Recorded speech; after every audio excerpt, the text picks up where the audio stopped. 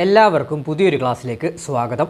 Assistant present officer പരീക്ഷ എഴുതുന്ന നമ്മുടെ കൂട്ടുകാർക്ക് വേണ്ടിയുള്ള സ്പെഷ്യൽ ടോപ്പിക്സിൻ്റെ സൈക്കോളജിയുടെ രണ്ടാമത്തെ ക്ലാസ്സാണ് നമ്മളിന്ന് എടുക്കാൻ പോകുന്ന ക്ലാസ്. അതുപോലെ തന്നെ ഇതിന് മുമ്പത്തെ ക്ലാസ്, അതായത് സൈക്കോളജിയുടെ ആദ്യ ക്ലാസ് കാണാത്ത കൂട്ടുകാരുണ്ടെങ്കിൽ മാക്സിമം ഒന്ന് കാണാൻ ശ്രമിക്കുക, എന്നാലേ ഒരു കണ്ടിന്യൂറ്റി കിട്ടത്തുള്ളൂ.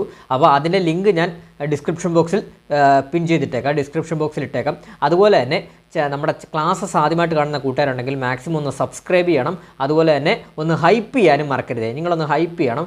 കാരണം എന്താണെന്ന് പറഞ്ഞാൽ നമ്മൾ ഇത്രയും ചെയ്തിട്ട് നമുക്ക് സപ്പോർട്ടും റീച്ചും വളരെ കുറവാണ്. അതുകൊണ്ടാണ് ഹൈപ്പ് ചെയ്യാനും ഒന്ന് സപ്പോർട്ട് ചെയ്യാനും പറയുന്നത് കേട്ടോ. അപ്പോൾ മാക്സിമം നിങ്ങളതൊന്ന് ചെയ്യാൻ ശ്രമിക്കണേ. അപ്പോൾ നമുക്ക് ക്ലാസ്സിലോട്ട് കിടക്കാം. കഴിഞ്ഞ ക്ലാസ്സിൽ നമ്മൾ സൈക്കോളജിയുടെ ബേസിക് ഫാക്റ്റും കാര്യങ്ങളെല്ലാം പഠിച്ചു. ഇന്നത്തെ ക്ലാസ്സിൽ നമ്മൾ പഠിക്കാൻ പോകുന്നത് മനഃശാസ്ത്ര ചിന്താധാരകളെക്കുറിച്ചാണ്. മനഃശാസ്ത്ര ചിന്താധാരകൾ. അപ്പോൾ എന്താണ് ഒരു മനഃശാസ്ത്ര ചിന്താധാരകൾ എന്ന് പറഞ്ഞാൽ എന്താണ്? അതായത് എന്ന് പറഞ്ഞു കഴിഞ്ഞാൽ വിവിധ കാലഘട്ടങ്ങളായി വ്യത്യസ്ത ചിന്താധാരകൾ രൂപപ്പെട്ടിട്ടുണ്ട്. നമുക്കറിയാം സൈക്കോളജി അഥവാ മനഃശാസ്ത്രവുമായിട്ട് ബന്ധപ്പെട്ട പലതരത്തിലുള്ള വാദങ്ങളും ഉണ്ട്. നമുക്കറിയാം ചിന്താധാരകൾ എന്ന് പറഞ്ഞാൽ എന്താണ്? നമുക്ക് പലതരത്തിലുള്ള ഒപ്പീനിയൻസ്, അതായത് പലതരത്തിലുള്ള ഡെഫിനിഷൻസ്, പലതരത്തിലുള്ള പല ആൾക്കാരുടെ തന്നെ വാദങ്ങളുണ്ട്. അതാണ് ഇവിടെ മനഃശാസ്ത്ര ചിന്താധാരകൾ എന്ന് പറയുന്നത്. അതെങ്ങനെയാണ് പല വാദങ്ങൾ വരുന്നത്? നമുക്കറിയാം ഓരോ ഇതിനെക്കുറിച്ച് പറയുമ്പോഴാലും പല കാലഘട്ടങ്ങളുടെ വേർതിരിവിലും ഓരോ വ്യത്യസ്തമായ വാദങ്ങൾ വരാം. അതുപോലെ തന്നെ സ്ഥലത്തിൻ്റെ ഇതിൽ ഓരോ കാലഘട്ടത്തിൻ്റെ കാര്യത്തിലൊക്കെ ഒരു വ്യത്യസ്തത വരുമ്പം ഓരോ വ്യത്യസ്തമായിട്ടുള്ള ചിന്താധാരകൾ രൂപപ്പെട്ടിട്ടുണ്ട്. അതാണ് ഇവിടെ പറയുന്നത്. അപ്പോൾ വിവിധ കാലഘട്ടങ്ങളായി വ്യത്യസ്ത ചിന്താധാരകൾ രൂപപ്പെട്ടിട്ടുണ്ട്. അതുപോലെ തന്നെ റോബർട്ട് എസ് വുഡ്വർത്ത് മനഃശാസ്ത്ര വിഭാഗങ്ങളെ ശാസ്ത്രീയമായി വർഗീകരിച്ചത്. അപ്പോൾ പരീക്ഷയ്ക്ക് ഒരു മാർക്ക് പ്രതീക്ഷിച്ചോ? മനഃശാസ്ത്ര വിഭാഗങ്ങളെ ശാസ്ത്രീയമായി വർഗീകരിച്ചത് ആരാണ്? Robert S Woodworth. Robert S Woodworth. ഒരു മാർക്ക് ഉറപ്പിച്ചോ? പരീക്ഷയ്ക്ക് PYക്ക് ചോദിച്ചിട്ടുള്ളതാണ്, അപ്പോൾ പഠിച്ചു വെച്ചോളൂ. മനഃശാസ്ത്ര വിഭാഗങ്ങളെ ശാസ്ത്രീയമായി വർഗീകരിച്ചത് ആരാണ്? Robert S Woodworth.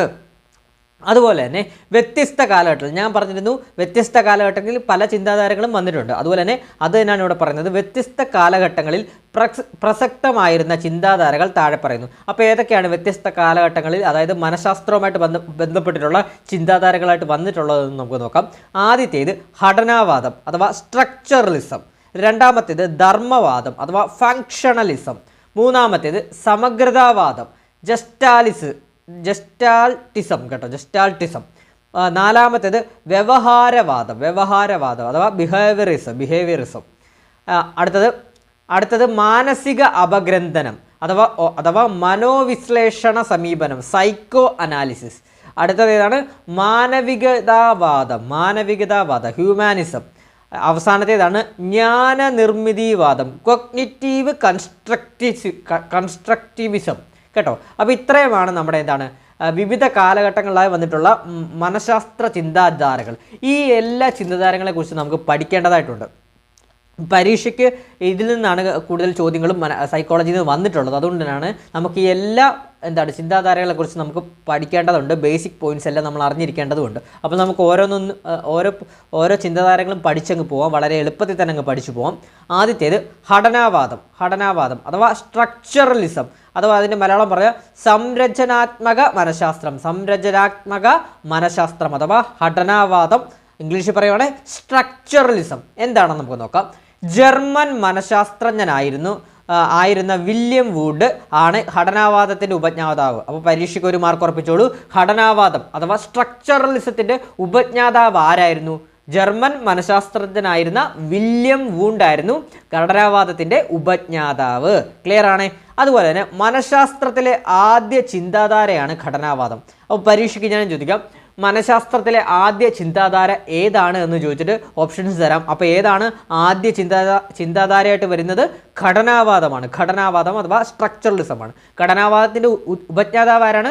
ജർമ്മൻ മനഃശാസ്ത്രജ്ഞനായിരുന്ന വില്യം വൂണ്ടാണ്. അതുപോലെ തന്നെ 1879 ലിപ്സിക് സർവകലാശാലയിൽ മനഃശാസ്ത്ര പരീക്ഷണശാല സ്ഥാപിച്ചു കേട്ടോ. ഈ വില്യം വൂണ്ടാണ് സ്ഥാപിച്ചത്. അപ്പോൾ 1879 ലിപ്സിക് സർവകലാശാലയിൽ മനഃശാസ്ത്ര പരീക്ഷണശാല സ്ഥാപിച്ചു, സൈക്കോളജിക്കൽ ലബോറട്ടറി സ്ഥാപിച്ചു കേട്ടോ. ഈ വില്യം വൂണ്ട്. അതുപോലെ തന്നെ മനഃശാസ്ത്ര പരീക്ഷണങ്ങളുടെ പിതാവ് എന്നറിയപ്പെടുന്ന ആരാണ്? വില്യം വൂണ്ടാണ് കേട്ടോ. മനഃശാസ്ത്ര പരീക്ഷണങ്ങളുടെ പിതാവ് എന്നറിയപ്പെടുന്നതും വില്യം വൂണ്ടാണ്. കാരണം എന്താണ്? മനഃശാസ്ത്രത്തിലെ ആദ്യ ചിന്താധാരയായ ഘടനാവാദത്തിന് ഉപജ്ഞാതാവാണ് വില്യം വൂണ്ട്. അതുകൊണ്ട് തന്നെ അദ്ദേഹത്തെ എന്താണ്? മനഃശാസ്ത്ര പരീക്ഷണങ്ങളുടെ പിതാവ് എന്ന് പറയും കേട്ടോ, വിളിക്കുന്നത് കേട്ടോ, വില്യം വൂണ്ട്. അപ്പോൾ പരീക്ഷയ്ക്ക് ഉറപ്പായിട്ടും ഒരു മാർക്ക് ഈ ഒരു നമ്മൾ ഇത്രയും പഠിച്ചതിൽ നിന്ന് ചോദിക്കാൻ വളരെയധികം ചാൻസ് കൂടുതലാണ്. അപ്പോൾ മനഃശാസ്ത്ര പരീക്ഷണങ്ങളുടെ പിതാവ് ആരാണ്?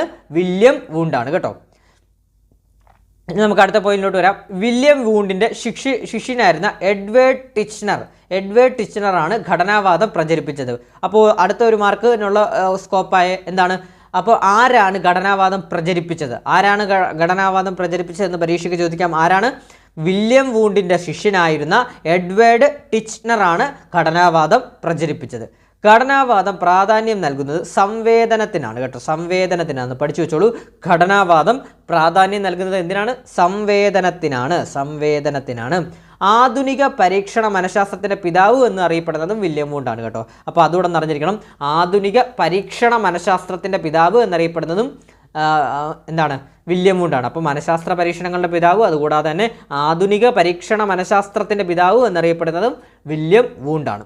ഒരു വസ്തുവിൻ്റെ ഘടനയാണ് അതിൻ്റെ ധർമ്മത്തെ നിർണ്ണയിക്കുന്നത് ഒരു വസ്തുവിൻ്റെ ഘടനയാണ് അതിൻ്റെ ധർമ്മത്തെ നിർണ്ണയിക്കുന്നതെന്ന് ഘടനാവാദം പറയുന്നത്. അപ്പോൾ നമ്മളോട് പരീക്ഷയ്ക്ക് ചോദിക്കാം, ഒരു വസ്തുവിൻ്റെ ഘടനയാണ് അതിൻ്റെ ധർമ്മത്തെ നിർണ്ണയിക്കുന്നത് എന്ന് പറയുന്ന ചിന്താധാര ഏതാണെന്ന് പരീക്ഷയ്ക്ക് ചോദിക്കാം. ഏതാണ്? ഘടനാവാദം അഥവാ സ്ട്രക്ചറലിസമാണ്. അപ്പോൾ എന്താണ് ഘടനാവാദം എന്ന് പറയുന്നത്? ഒരു വസ്തുവിൻ്റെ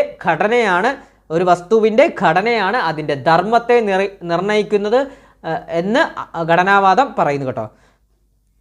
അടുത്തൊരു പോയിന്റായിട്ട് വരുന്നത് ഘടന മനസ്സിലാവാതെ അതിൻ്റെ ധർമ്മം മനസ്സിലാക്കാനാവില്ല. എന്നാണ് പറഞ്ഞത്. അതുപോലെ തന്നെ മനസ്സിൻ്റെ ഘടനകളായ എന്തൊക്കെയാണ്?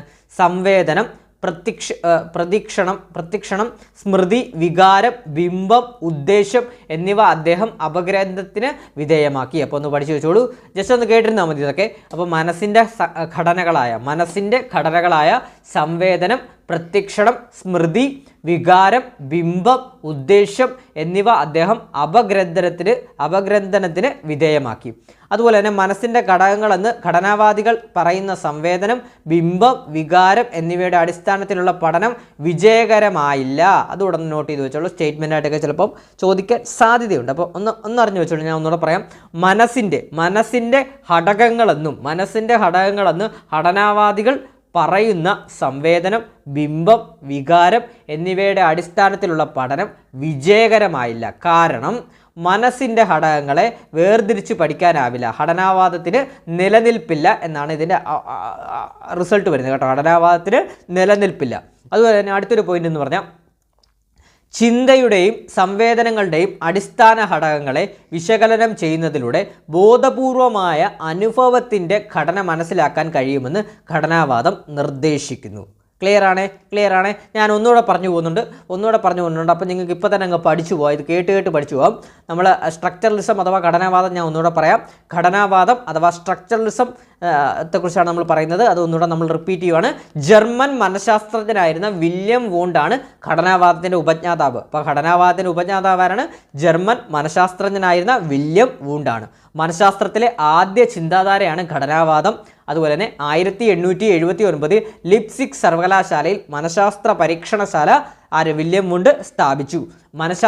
മനഃശാസ്ത്ര പരീക്ഷണങ്ങളുടെ പിതാവാരാണ്? വില്യം വൂണ്ടാണ്.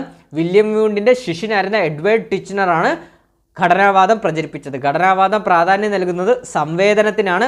ആധുനിക പരീക്ഷണ മനഃശാസ്ത്രത്തിൻ്റെ പിതാവ് എന്നറിയപ്പെടുന്നതും വില്യം വൂണ്ടാണ്. ഒരു വസ്തുവിൻ്റെ ഘടനയാണ് അതിൻ്റെ ധർമ്മത്തെ നിർണ്ണയിക്കുന്നതെന്ന് ഘടനാവാദം പറയുന്നത്. ഘടന മനസ്സിലാവാതെ അതിൻ്റെ ധർമ്മം മനസ്സിലാക്കാനാവില്ല. അതുകൂടാതെ നമ്മൾ എന്തൊക്കെയാണ് പഠിച്ചത്? മനസ്സിൻ്റെ ഘടനകളായ സംവേദനം, പ്രത്യക്ഷണം, സ്മൃതി, വികാരം, ബിംബം, ഉദ്ദേശം എന്നിവ അദ്ദേഹം അപഗ്രന്ഥത്തിന് വിധേയമാക്കി. മനസ്സിൻ്റെ ഘടകങ്ങളെന്ന് ഘടനാവാദികൾ പറയുന്ന സംവേദനം, ബിംബം, വികാരം എന്നിവയുടെ അടിസ്ഥാനത്തിലുള്ള പഠനം വിജയകരമായില്ല. കാരണം എന്തായിരുന്നു? മനസ്സിൻ്റെ ഘടകങ്ങളെ വേർതിരിച്ച് പഠിക്കാനാവില്ല. ഘടനാവാദത്തിന് നിലനിൽപ്പില്ല. അതുകൂടാതെ അവസാനം പഠിച്ചത് എന്താണ്? ചിന്തയുടെയും സംവേദനങ്ങളുടെയും അടിസ്ഥാന ഘടകങ്ങളെ വിശകലനം ചെയ്യുന്നതിലൂടെ ബോധപൂർവമായ അനുഭവത്തിൻ്റെ ഘടന മനസ്സിലാക്കാൻ കഴിയുമെന്ന് ഘടനാവാദം നിർദ്ദേശിക്കുന്നു. ഇനി നമുക്ക് അടുത്തത് നോക്കാം. അടുത്തത് ധർമ്മവാദമാണ് കേട്ടോ. അടുത്തത് ധർമ്മവാദമാണ്. ഫങ്ഷണലിസമാണ്. ഇപ്പോൾ ടൈപ്പ് ചെയ്തപ്പോൾ തെറ്റിപ്പോയാണ്. ധർമ്മവാദം എന്താണ്? ഫങ്ഷണലിസമാണ്. അപ്പം ധർമ്മവാദം എന്താണ്? ഫങ്ഷണലിസം. അപ്പം ധർമ്മവാദം അമേരിക്കയിൽ രൂപം കൊണ്ടതാണ്. ഈ ധർമ്മവാദം അഥവാ ഫങ്ഷണലിസം അമേരിക്കയിൽ രൂപം കൊണ്ടതാണ്. അമേരിക്കൻ മനഃശാസ്ത്രത്തിൻ്റെ പിതാവായ വില്യം ജെയിംസ് ആണ് ധർമ്മവാദത്തിൻ്റെ ഉപജ്ഞാതാവ്. അപ്പോൾ ഒരു മാർക്ക് പ്രതീക്ഷിച്ചോളൂ. ധർമ്മവാദം എവിടെയാണ് രൂപം കൊണ്ടത്? സ്റ്റേറ്റ്മെൻറ്റായിട്ട് ചോദിക്കാം. ധർമ്മവാദം എവിടെയാണ് രൂപം കൊണ്ടത്? അമേരിക്കയിലാണ് രൂപം കൊണ്ടത്. അപ്പോൾ ധർമ്മവാദം അഥവാ എന്താണ്? ഫങ്ഷണലിസത്തിൻ്റെ ഉപജ്ഞാതാവാരാണ്? അമേരിക്കൻ മനഃശാസ്ത്രത്തിൻ്റെ പിതാവായ വില്യം ജെയിംസ് ആണ് ധർമ്മവാദത്തിൻ്റെ ഉപജ്ഞാതാവ്. മനസ്സിൻ്റെ ഘടകങ്ങൾ ഇതിൽ കൂടുതൽ പ്രാധാന്യം നൽകുന്നു കേട്ടോ. അപ്പോൾ മനസ്സിൻ്റെ പ്രവർത്തന ഘടകങ്ങൾക്കാണ് ഈ ധർമ്മവാദത്തിൽ കൂടുതൽ പ്രാധാന്യം നൽകുന്നത്. അതുപോലെ തന്നെ ധർമ്മവാദത്തിൻ്റെ സവിശേഷതകൾ പരീക്ഷയ്ക്ക് ചോദിക്കാം. സമയോജനത്തിന് വേണ്ടിയുള്ള വിദ്യാഭ്യാസം, അതുപോലെ തന്നെ വിദ്യാഭ്യാസത്തിൽ പരിസരത്തിനുള്ള സ്ഥാനം, പ്രവർത്തനത്തിൻ്റെ പ്രാധാന്യം കേട്ടോ. അപ്പോൾ ഒന്നുകൂടെ പറയാം. ധർമ്മവാദത്തിൻ്റെ സവിശേഷതകൾ ഏതൊക്കെയാണ്? സമയോജനത്തിന് വേണ്ടിയുള്ള വിദ്യാഭ്യാസം, വിദ്യാഭ്യാസത്തിൽ പരിസരത്തിനുള്ള സ്ഥാനം, അതുപോലെ തന്നെ പ്രവർത്തനത്തിൻ്റെ പ്രാധാന്യം എന്നിവയാണ് ധർമ്മവാദത്തിൻ്റെ അഥവാ ഫങ്ഷണലിസത്തിൻ്റെ സവിശേഷതകളായിട്ട് വരുന്നത്. അപ്പോൾ നമുക്ക് കുറച്ച് ഡീറ്റെയിൽ ആയിട്ട് നോക്കാം. വ്യക്തിയും ചുറ്റുപാടുകളും തമ്മിലുള്ള പ്രതിപ്രവർത്തനത്തിൽ നിന്ന് ഉണ്ടാകുന്ന മാനസിക പ്രശ്നങ്ങൾ പഠനവിധേയമാകുന്നു കേട്ടോ. അപ്പം ഈ ഫങ്ഷണലിസത്തിൽ വ്യക്തിയും ചുറ്റുപാടും തമ്മിലുള്ള പ്രതിപ്രവർത്തനത്തിൽ നിന്ന് ഉണ്ടാകുന്ന മാനുഷിക പ്രശ്നങ്ങൾ പഠനവിധേയമാകുന്നു. അതുകൂടാതെ തന്നെ മനുഷ്യൻ എന്തൊക്കെ ചെയ്യുന്നുവെന്ന്, എന്തുകൊണ്ടെങ്ങനെ ചെയ്യുന്നു എന്നുമുള്ള ചോദ്യങ്ങൾക്ക് ഉത്തരം നൽകാൻ ശ്രമിക്കുന്ന മനഃശാസ്ത്ര വിഭാഗമാണ്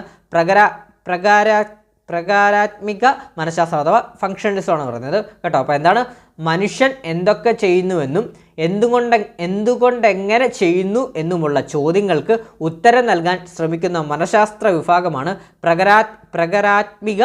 പ്രകാരാത്മിക മനഃശാസ്ത്രം എന്ന് പറയുന്നത്. പ്രാചീന വിഭാഗത്തിൽ ഉൾപ്പെടുന്ന മനഃശാസ്ത്ര ശാഖയാണ് ഈ ഫങ്ഷണലിസം അഥവാ പ്രകാരാത്മിക മനഃശാസ്ത്രം എന്ന് പറയുന്നത്. പ്രാചീന വിഭാഗത്തിൽ ഉൾപ്പെടുന്ന മനഃശാസ്ത്ര ശാഖയാണ് കേട്ടോ. അതുപോലെ തന്നെ പ്രകാരാത്മിക മനഃശാസ്ത്രത്തിൻ്റെ ഉപജ്ഞാതാക്കൾ ആരൊക്കെയാണ് പരീക്ഷയ്ക്ക് ചോദിക്കാം? ജോൺ ഡൂയി, ഹാർവെക്കർ, തോൺഡൈക്ക് കേട്ടോ. തോൺഡൈക്ക്, വുഡ്വർത്ത് കേട്ടോ. അപ്പോൾ പരീക്ഷയ്ക്ക് ചോദിക്കാം. ചിലപ്പോൾ ഓപ്ഷനിൽ ഒരാളുടെ പേര് തെറ്റായിട്ട് കൊടുത്തിട്ട് ഇതിലാരാണ് ഉൾപ്പെടാത്തതെന്നൊക്കെ പരീക്ഷയ്ക്ക് ചോദിക്കാൻ സാധ്യതയുണ്ട് കേട്ടോ. അപ്പോൾ പഠിച്ചു വെച്ചോളൂ. പ്രകാരാത്മിക മനഃശാസ്ത്രത്തിൻ്റെ ഉപജ്ഞാതാക്കൾ ആരൊക്കെയാണ്? ജോൺ ഡൂയി, ഹാർവെക്കർ, തോൺഡൈക്ക്, വുഡ്വർത്ത് ആണ് കേട്ടോ.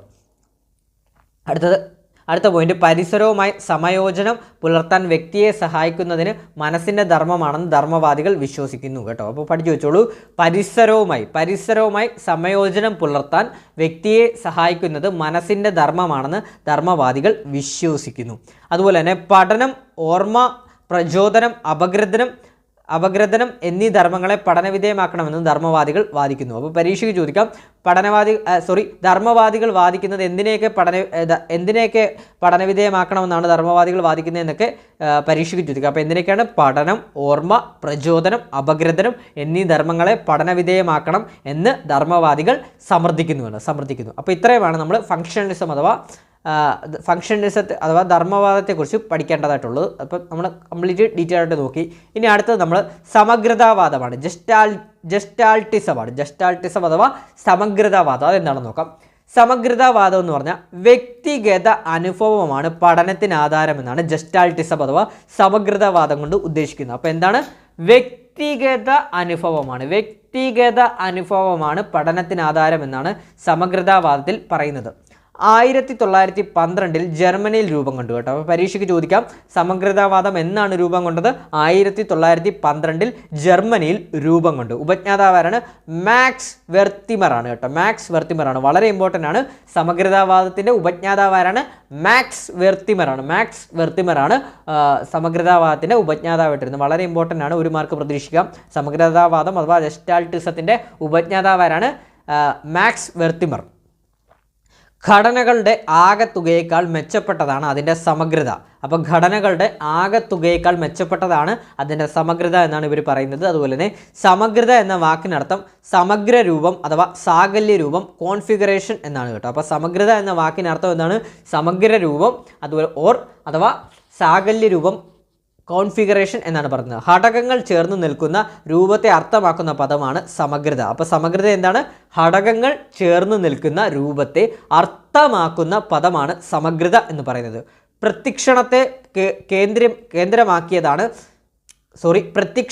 കേന്ദ്രമാക്കിയാണ് ഈ മനഃശാസ്ത്ര വിഭാഗം ആരംഭിച്ചത്. പ്രത്യക്ഷണത്തെ കേന്ദ്രമാക്കിയാണ് ഈ മനഃശാസ്ത്ര വിഭാഗം ആരംഭിച്ചത്.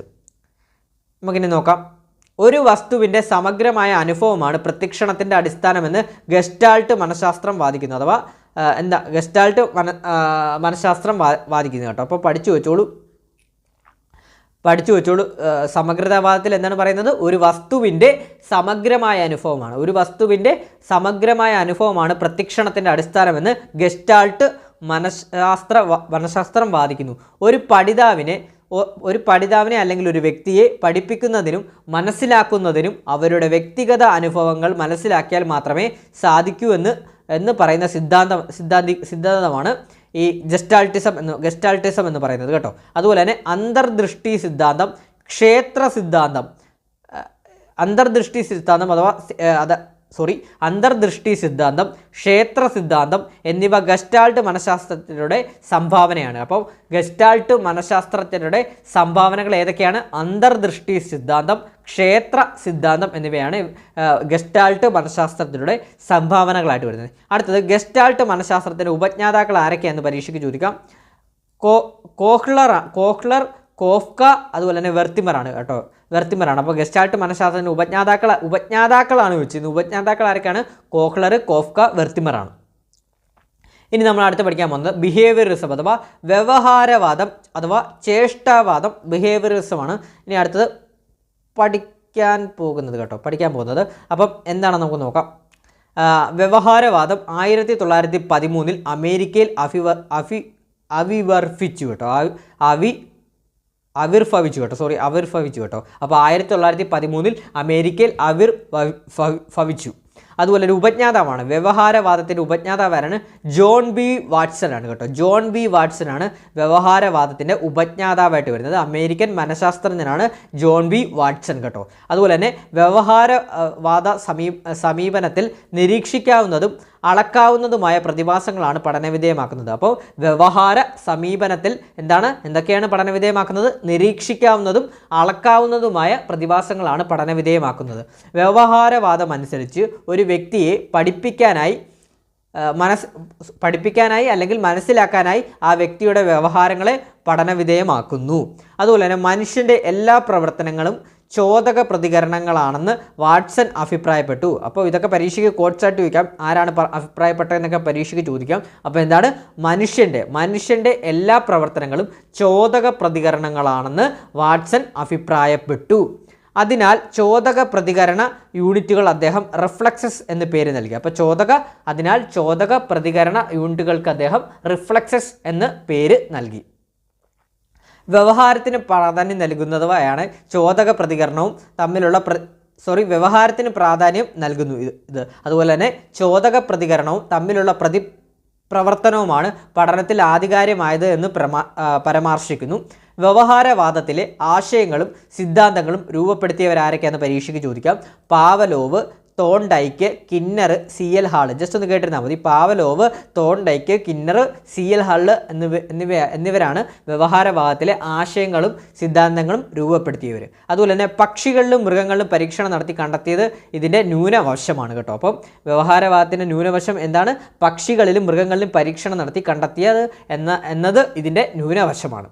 ഇനി നമ്മൾ അടുത്തത് വളരെ ഇമ്പോർട്ടൻ്റ് ആണ്. മാനസിക അപഗ്രഥനം അഥവാ മനോവിശ്ലേഷണ സമീപനം അഥവാ സൈക്കോ അനാലിസിസ്. വളരെ ഇമ്പോർട്ടൻ്റ് ആണ്. ഈ ഒരു ഭാഗത്തു നിന്നാണ് കൂടുതലും പരീക്ഷയ്ക്കൊക്കെ ചോദ്യങ്ങൾ വന്നിട്ടുള്ളത്. അപ്പോൾ നോക്കി പഠിച്ചു വെച്ചോളൂ. മാനസിക അപഗ്രഥനത്തിൻ്റെ ഉപജ്ഞാതാവാരാണ്? സീഗണ്ട് ഫ്രോയിഡ് ആണ് കേട്ടോ. അപ്പോൾ പഠിച്ചു വെച്ചോളൂ. വളരെ ഇമ്പോർട്ടൻ്റ് ആണ്. ഒരു മാർക്ക് പ്രതീക്ഷിക്കാം. മാനസിക അപഗ്രഥനത്തിൻ്റെ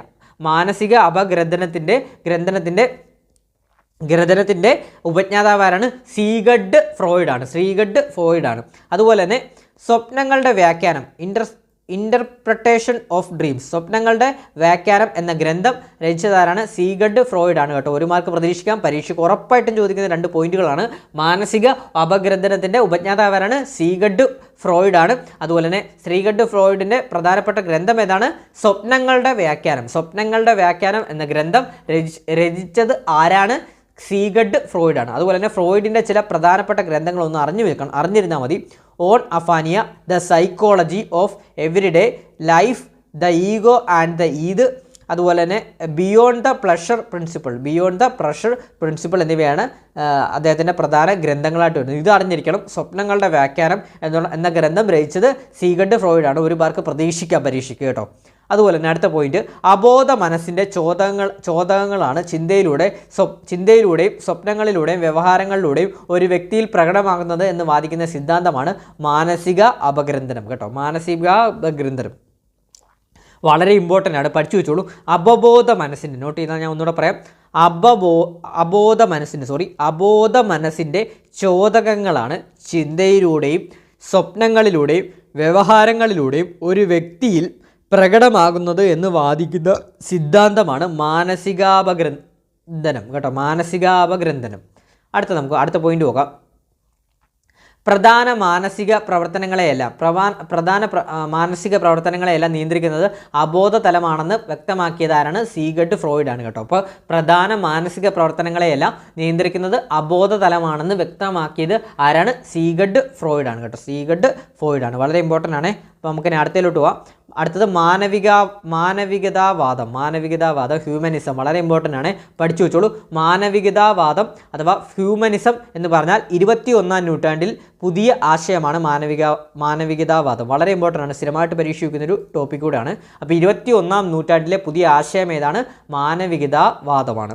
ഒരു മനുഷ്യനെ ഭൗതികവും ആത്മീയവുമായ ആഗ്രഹങ്ങളും ലക്ഷ്യങ്ങളും ഉള്ള ഒരു ജീവിയെ കാണുന്നു. അപ്പം മാനവികതാവാദത്തിൽ പറയുന്നത് എന്താണ്? ഒരു മനുഷ്യനെ ഭൗതികവും ആത്മീയവുമായ ആഗ്രഹങ്ങളും ലക്ഷ്യങ്ങളും ഉള്ള ഒരു ജീവിയായിട്ട് കാണുന്നു എന്നാണ് മാനവികതാവാദം അഥവാ ഹ്യൂമാനിസത്തിൽ പറയുന്നത്. ഇത് 21-ാം നൂറ്റാണ്ടിലെ പുതിയ ആശയമാണ്. മനുഷ്യൻ്റെ സവിശേഷ ഗുണങ്ങൾക്ക് പ്രാധാന്യം നൽകുന്ന മാനവികതാവാദം വ്യക്തിപരമായ വളർച്ചാശേഷിയും സ്വാതന്ത്ര്യത്തെയും പ്രാധാന്യത്തോടെ കാണുന്നു കേട്ടോ. അപ്പോൾ വളരെ ഇമ്പോർട്ടൻ്റ് ആയിട്ടുള്ളൊരു പോയിൻ്റാണ്. എന്താണ്?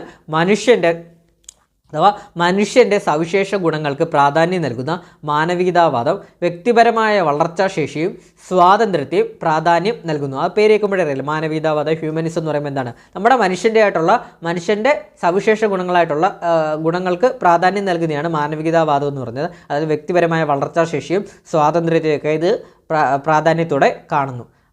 അടുത്ത പോയിന്റ്, ലക്ഷ്യങ്ങൾ സ്വയം തീരുമാനിക്കാനും ആ ലക്ഷ്യത്തിലേക്ക് എത്തിച്ചേരാനുമുള്ള പാത സ്വയം കണ്ടെത്താനും മനുഷ്യർക്ക് സാധിക്കുന്നു. അത് നമുക്കറിയാമല്ലോ. ലക്ഷ്യങ്ങൾ സ്വയം തീരുമാനിക്കാനും ആ ലക്ഷ്യത്തിലേക്ക് എത്തിച്ചേരാനുമുള്ള പാത സ്വയം കണ്ടെത്താനും മനുഷ്യർക്ക് സാധിക്കുന്നു. മനുഷ്യരുടെ ലക്ഷ്യങ്ങളെയും സമീപനങ്ങളെയും വിശകലനം നടത്തുകയാണ് ഈ മാനവികതാവാദത്തിലൂടെ ചെയ്യുന്നത്. അതുപോലെ തന്നെ ഒരാളുടെ ബോധമാണ് അവൻ്റെ വ്യവഹാരങ്ങളെ നിയന്ത്രിക്കുന്നതെന്ന് അഭിപ്രായപ്പെട്ടത് കാൾ റോജേഴ്സ് ആണ് കേട്ടോ. അപ്പോൾ പരീക്ഷയ്ക്ക് ചോദിക്കാം, ഒരാളുടെ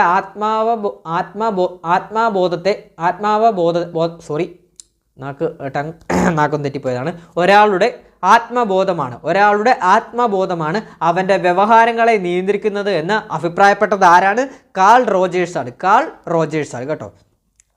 അതുപോലെ തന്നെ ആത്മാവിഷ്കാരമാണ്, സെൽഫ് ആക്ച്വലൈസേഷനാണ് ജീവിതത്തിൻ്റെ പരമമായ ലക്ഷ്യമെന്ന് മാസ്ലോ അഭിപ്രായപ്പെട്ടു. ഈ രണ്ട് കോഴ്സുകളും പരീക്ഷയ്ക്ക് ചോദിക്കാം കേട്ടോ.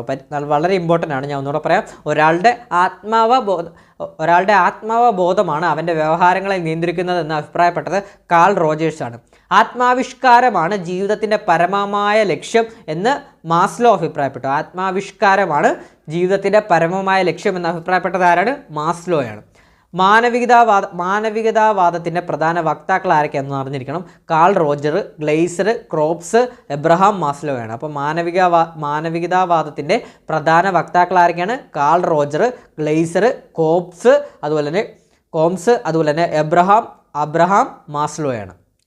ഇനി അടുത്തത് ജ്ഞാനനിർമ്മിതിവാദം. വളരെ ഇമ്പോർട്ടൻ്റ് ആണ്, പരീക്ഷയ്ക്ക് സ്ഥിരമായിട്ട് ചോദിക്കുന്നൊരു പോയിന്റ് കൂടാണ്. അപ്പം ജ്ഞാനനിർമ്മിതിവാദം, കോഗ്നിറ്റീവ് കൺസ്ട്രക്റ്റിവിസം കൺസ്ട്രക്റ്റിവിസം കേട്ടോ. കൊഗ്നിറ്റീവ് കൺസ്ട്രക്റ്റിവിസം അഥവാ ജ്ഞാന നിർമ്മിതിവാദം എന്താണെന്ന് നമുക്ക് നോക്കാം. വിജ്ഞാന ശകലങ്ങൾ ഒരു വ്യക്തി എങ്ങനെയാണ് ഉൾക്കൊള്ളുന്നതെന്നും എങ്ങനെയാണ് അവയെ വിശകലനം ചെയ്ത് സ്വീകരിക്കുന്നതെന്നും സാംശീകരിക്കുന്നതെന്നുമുള്ള കാര്യങ്ങൾക്ക് വൈജ്ഞാനിക മനഃശാസ്ത്രം പ്രാധാന്യം നൽകുന്നു. അപ്പോൾ എന്താണ് ജ്ഞാന നിർമ്മിതിവാദം എന്ന് പറഞ്ഞു കഴിഞ്ഞാൽ വിജ്ഞാന ശകലങ്ങൾ ഒരു വ്യക്തി എങ്ങനെയാണ് ഉൾക്കൊള്ളുന്നതെന്നും എങ്ങനെയാണ് അവയെ വിശകലനം ചെയ്ത് സ്വീകരിക്കുന്നതെന്നും സാംശീകരിക്കുന്നതെന്നുമുള്ള കാര്യങ്ങൾക്ക് വൈജ്ഞാനിക മനഃശാസ്ത്രം പ്രാധാന്യം നൽകുന്നു കേട്ടോ. അടുത്ത പോയിന്റ്, ഒരു വ്യക്തിയുടെ പഠനം, ഓർമ്മ, വിശ്വാസങ്ങൾ, വികാരങ്ങൾ എന്നിവയെ വിജ്ഞാന ശകലങ്ങൾ എങ്ങനെ സ്വാധീനിക്കുന്നു എന്നതിനെ അടിസ്ഥാനമാക്കിയാണ് വൈജ്ഞാനിക സമീപനത്തിൽ മനഃശാസ്ത്രം വിശകലനം നടത്തുന്നത്. അപ്പോൾ എന്താണ് ഒരു വ്യക്തിയുടെ പഠനം, ഓർമ്മ, വിശ്വാസങ്ങൾ, വികാരങ്ങൾ എന്നിവയെ വിജ്ഞാന ശകലങ്ങൾ എങ്ങനെ സ്വാധീനിക്കുന്നു എന്നതിനെ അടിസ്ഥാനമാക്കിയാണ് വൈജ്ഞാനിക സമീപനത്തിൽ മനഃശാസ്ത്ര വിശകലനം നടത്തുന്നത്. ജ്ഞാന നിർമ്മിതിവാദം പ്രാധാന്യം നൽകുന്നത് അറിവിൻ്റെ നിർമ്മാണം നടക്കുന്നതിന് പിന്നിലുള്ള മാനസിക പ്രക്രിയകൾക്കാണ്. അപ്പോൾ വളരെ ഇമ്പോർട്ടൻ്റ് ആണ്, ഒന്ന് അറിഞ്ഞു വെക്കണം. ജ്ഞാന നിർമ്മിതിവാദം എന്തിനാണ് പ്രാധാന്യം നൽകുന്നത്? അറിവിൻ്റെ നിർമ്മാണം നടക്കുന്നതിന് പിന്നിലുള്ള മാനസിക പ്രക്രിയകൾക്കാണ് ജ്ഞാന നിർമ്മിതിവാദം പ്രാധാന്യം നൽകുന്നത്. ക്ലിയർ ആണ്? ഇനി അടുത്ത പോയിന്റ് നോക്കാം.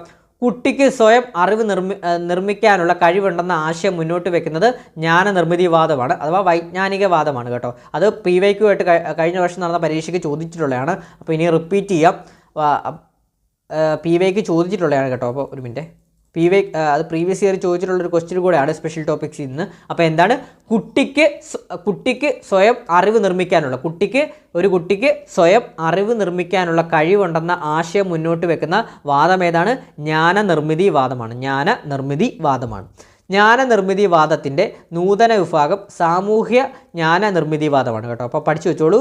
ഒരു കുട്ടിക്ക് സ്വയം അറിവ് നിർമ്മിക്കാനുള്ള കഴിവുണ്ടെന്ന ആശയം മുന്നോട്ട് വെക്കുന്നത് ആരാണ്? ഏത് വാദമാണ്? ജ്ഞാന നിർമ്മിതിവാദമാണ്. അതുകൂടാതെ തന്നെ ജ്ഞാന നിർമ്മിതിവാദത്തിൻ്റെ നൂതന വിഭാഗം സാമൂഹ്യ ജ്ഞാന നിർമ്മിതിവാദമാണ്, സോഷ്യൽ കൺസ്ട്രക്റ്റിവിസമാണ്. അടുത്തത്, കുട്ടി സമൂഹവുമായി ഇടപഴകിക്കൊണ്ട് അറിവ് നിർമ്മിക്കുന്നുവെന്നും ഇത്തരം അറിവുകൾ പങ്കുവെക്കപ്പെടേണ്ടതാണെന്നുവെന്ന് പ്രസ്താവിക്കുന്നതാണ് സാമൂഹ്യ ജ്ഞാന നിർമ്മിതിവാദം. അപ്പോൾ പരീക്ഷയ്ക്ക് ചോദിക്കാം, സാമൂഹ്യ ജ്ഞാന നിർമ്മിതിവാദം എന്താണ്? ഒരു കുട്ടി സമൂഹവുമായി ഇടപഴകിക്കൊണ്ട് അറിവ് നിർമ്മിക്കുന്നുവെന്നും ഇത്തരം അറിവുകൾ പങ്കുവെക്കപ്പെടേണ്ടതാണെന്നും പ്രസ്താവിക്കുന്നതാണ് സാമൂഹ്യ ജ്ഞാന നിർമ്മിതിവാദം. അടുത്ത പോയിന്റ്, വൈജ്ഞാനിക സമീപനത്തിൽ മനഃശാസ്ത്ര വിശകലനം ചെയ്യുന്നത് ഒരു വ്യക്തിയുടെ പഠനം, ഓർമ്മ, വിശ്വാസങ്ങൾ, വികാരങ്ങൾ എന്നിവയാണ്. അപ്പോൾ വൈജ്ഞാനിക സമീപനത്തിൽ മനഃശാസ്ത്ര വിശകലനം ചെയ്യുന്നത് എങ്ങനെ? ഒരു വ്യക്തിയുടെ പഠനം, ഓർമ്മ, വിശ്വാസങ്ങൾ, വികാരങ്ങൾ എന്നിവയാണ്. വൈജ്ഞാനിക സമീപനത്തിൻ്റെ വക്താക്കൾ ആരൊക്കെയാണെന്ന് പഠിച്ചു വെക്കണം. ജീൻ പിയാഷ, Jerome S Bruner, David Ausubel, Kurt ലെവിനാണ് കേട്ടോ. അപ്പോൾ പഠിച്ചു വെച്ചോളൂ. വൈജ്ഞാനിക സമീപനത്തിൻ്റെ വക്താക്കൾ ആരൊക്കെയാണ്? ജീൻ പിയാഷ, Jerome S Bruner, David Ausubel, അതുപോലെ തന്നെ കർട്ട് ലെവിനാണ്. ജീൻ പിയാഷ, Jerome S Bruner, David Ausubel, Kurt ലെവിനാണ് വൈജ്ഞാനിക സമീപനത്തിൻ്റെ വക്താക്കളായിട്ട് വരുന്നത്. അടുത്തത്, വൈജ്ഞാനികം അഥവാ കൊഗ്നീഷൻ എന്നാൽ വിവരങ്ങൾ പാകപ്പെടുത്തൽ എന്നാണ് അർത്ഥമാക്കുന്നത്. അപ്പോൾ പരീക്ഷയ്ക്ക് ചോദിക്കാം, വൈജ്ഞാനികം എന്നതിൻ്റെ അർത്ഥം എന്താണെന്നൊക്കെ പരീക്ഷയ്ക്ക് ചോദിക്കാം. കൊഗ്നീഷൻ അഥവാ വൈജ്ഞാനികം എന്നാൽ എന്താണ്? വിവരങ്ങൾ പാകപ്പെടുത്തൽ എന്നാണ് അർത്ഥമാക്കുന്നത്. ഓർമ്മിക്കൽ, യുക്തിചിന്ത, അപഗ്രഥനാത്മക ചിന്ത, പ്രശ്നപരിഹാരണ ചിന്ത, ശ്രദ്ധ, മുൻതോന്നൽ എന്നീ മാനസിക പ്രക്രിയകൾക്കാണ് ഈ സമീപനം പ്രാധാന്യം നൽകുന്നത് കേട്ടോ. അപ്പോൾ ഇന്ന് നമ്മൾ പഠിച്ചത് മാനസിക ചിന്താധാരകളെക്കുറിച്ചാണ്. അപ്പം ഇത്രയും മാനസിക ചിന്താധാരകളും അവയുടെ ഡെഫിനിഷൻസും അവയുടെ പ്രധാനപ്പെട്ട പോയിന്റുകളുമാണ് നമ്മൾ ഇന്നത്തെ ക്ലാസ്സിലൂടെ നിങ്ങൾക്ക് മുമ്പിൽ അവതരിപ്പിച്ചത്. അപ്പോൾ ഈ ക്ലാസ് എനിക്കറിയാം ഇതൊക്കെ പുതിയ പുതിയ വേർഡുകളാണ്, നിങ്ങൾക്ക് പെട്ടെന്ന് മനസ്സിലോട്ട് വരത്തില്ല. അപ്പം ഈ ക്ലാസ്സുകളൊക്കെ ഒന്ന് റിപ്പീറ്റ് ചെയ്ത് കാണാൻ ശ്രമിക്കുക. അപ്പം മാക്സിമം കേട്ട് പഠിക്കുമ്പോൾ നമുക്ക് പെട്ടെന്ന് നമ്മുടെ ഓർമ്മയിലോട്ടൊക്കെ വരും. അപ്പം ഞാൻ അതിനകത്ത് ഇമ്പോർട്ടൻ്റ് ആയിട്ട് പറഞ്ഞിട്ടുള്ള കുറേ പോയിന്റുകളൊക്കെ ഉണ്ട്. അത് ഞാൻ ക്ലാസ്സിൽ തന്നെ പറഞ്ഞിട്ടുണ്ട്, ഇമ്പോർട്ടൻ്റ് ആണ്. അതൊക്കെ ഒന്ന് നോട്ട് ചെയ്ത് വെക്കുക. ഒന്ന് ജസ്റ്റ് ഒന്ന് ബുക്കിലോ കാര്യങ്ങളിലൊക്കെ ഒന്ന് നോട്ട് ചെയ്ത് വെക്കുക. നോട്ട് വേണമെന്നുണ്ടെങ്കിൽ ഞാൻ നമ്മുടെ ടെലിഗ്രാം ചാനലിൽ ഞാൻ നോട്ട് ഇടുന്നതാണ്. നിങ്ങൾക്ക് നോട്ട് വേണമെന്നുണ്ടെങ്കിൽ. അതുകൂടാതെ തന്നെ നമ്മൾ വളരെ എഫേർട്ട് എടുത്താണ് നിങ്ങൾക്ക് മുമ്പിൽ ക്ലാസ്സുകൾ അവതരിപ്പിക്കുന്നത്. അപ്പം അതിൻ്റേതായിട്ടുള്ള ഒരു റിസൾട്ട് നമുക്ക് കിട്ടുന്നില്ല. അപ്പം നമ്മളെ ഒന്ന് മാക്സിമം ക്ലാസ് ഇഷ്ടപ്പെട്ടിട്ടുണ്ടെങ്കിൽ മാക്സിമം ഒന്ന് ലൈക്ക് ചെയ്യുക. അതുപോലെ തന്നെ അഭിപ്രായങ്ങളൊന്ന് കമൻറ്റ് ബോക്സിൽ രേഖപ്പെടുത്തുക. മാക്സിമം കൂട്ടുകാർക്കൂടെ ഒന്ന് ഷെയർ ചെയ്ത് കൊടുക്കാനൊന്നും മറക്കരുത്. ഷെയർ ചെയ്ത് കൊടുക്കാൻ സാധിച്ചില്ല എങ്കിലൊന്ന് ഹൈപ്പ് ചെയ്യുക. ഹൈപ്പ് ചെയ്യുന്നത് നിങ്ങൾ ചെയ്യുന്ന വലിയൊരു സപ്പോർട്ടായിരിക്കും. ഹൈപ്പ് ചെയ്യുന്നത് ബാക്കിയുള്ള കൂട്ടുകാർക്കൂടെ ഒന്ന് റെക്കമെൻഡേഷൻ ചെല്ലും. അത് നിങ്ങൾ നമുക്ക് തരുന്നൊരു സപ്പോർട്ടാണ്. അപ്പോൾ നമുക്ക് നല്ലൊരു രീതിയിലൊരു സപ്പോർട്ട് വന്നാൽ മാത്രമാണ് ഈ ഒരു സ്പെഷ്യൽ ടോപ്പിക്സിൻ്റെ സൈക്കോളജിയുടെയൊക്കെ ക്ലാസ്സുകൾ മൊത്തം നിങ്ങൾക്ക് മുമ്പിൽ അവതരിപ്പിക്കാൻ സാധിക്കും. അതുപോലെ തന്നെ ഇനിയിപ്പോൾ നമ്മൾ സ്പെഷ്യൽ ടോപ്പിക്സിൻ്റെയൊക്കെ മോഡൽ ക്വസ്റ്റ്യൻസും മോക്ക് ടെസ്റ്റുകളൊക്കെ നമ്മൾ നടത്തുന്നതാണ്. അപ്പോൾ അതിനൊക്കെ വേണ്ടുന്ന ഒരു സപ്പോർട്ടെന്ന് പറഞ്ഞാൽ നിങ്ങൾ മാക്സിമം നമ്മളൊന്ന് സപ്പോർട്ട് ചെയ്യുക. ലൈക്ക് ചെയ്ത് കമൻറ്റ് ചെയ്ത് സബ്സ്ക്രൈബ് ചെയ്തിട്ടില്ലെങ്കിൽ സബ്സ്ക്രൈബ് ചെയ്ത് അതുപോലെ തന്നെ ഹൈപ്പ് ചെയ്ത് അല്ലെങ്കിൽ ഷെയർ ചെയ്തൊന്ന് സപ്പോർട്ട് ചെയ്യേണ്ടതാണ്.